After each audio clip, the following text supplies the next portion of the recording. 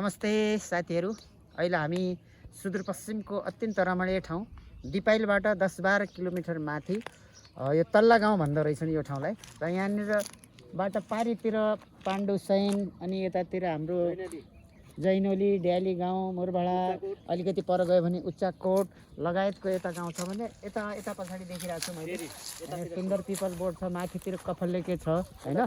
यता साइडतिर आउनुहोस्, यतातिर सेरी गाउँ र पहाडीतिर सलेना भन्ने गाउँ, यो चारैतिर अत्यन्त सुन्दर दृश्य छ।